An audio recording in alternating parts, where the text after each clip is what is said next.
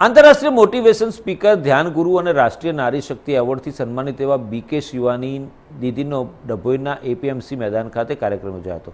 બ્રહ્માકુમારી ઈશ્વરીય વિશ્વવિદ્યાલય ડભોઈ દ્વારા કાર્યક્રમનું આયોજન કરવામાં આવ્યું હતું। આ કાર્યક્રમમાં મોટિવેશનલ સ્પીકર શિવાની દીદીએ સંબંધોમાં મધુરતા વિષય પર વક્તવ્ય રજૂ કર્યા હતા।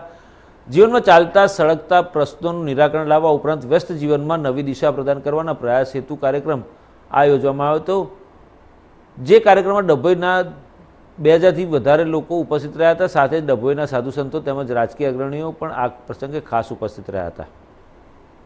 चारों तरफ सिर्फ किसी शहर में नहीं लेकिन सारे विश्व में ही, भारत देश में भी हम जैसे जैसे मन की स्थिति में तनाव, ईर्ष्या, गुस्सा, अहंकार ये बढ़ता है तो उसका प्रभाव हमारे शरीर के स्वास्थ्य पर और हमारे रिश्तों पर पड़ता है।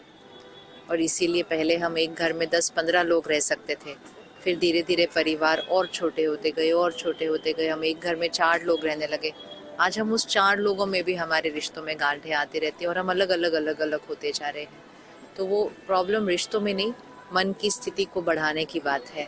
और इसीलिए राजयोग वो विधि है, मेडिटेशन है, जो आत्मा की शक्ति को बढ़ाता है, मन के संकल्पों को सुलझाता है, सहन शक्ति को, बात को ख़त्म करने की ताकत को, क्षमा करने को, ये शक्तियों को बढ़ाता है। अगर हम रोज़ 10-15 मिनट जैसे हम शरीर का व्यायाम योगा करते हैं वैसे हम 10 मिनट यहाँ के लिए राजयोग करते हैं तो उसका असर सीधा रिश्तों पर पड़ता है और सबसे ज़्यादा बच्चों पर पड़ता है।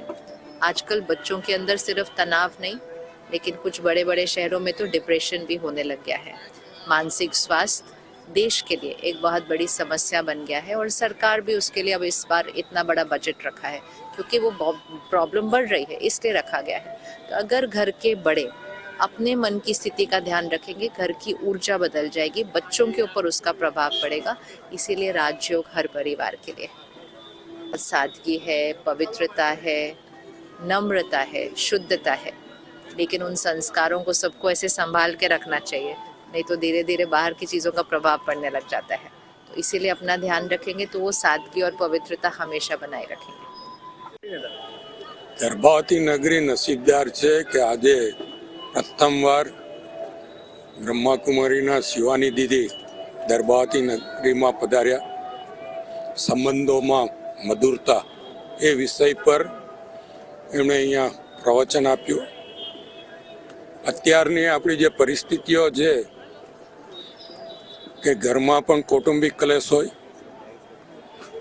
मानसिक अशांति, उद्वेग, डिप्रेशन, आ बधामांथी केवी रीते मुक्ति मळे एनी साची समज एमणे आपी।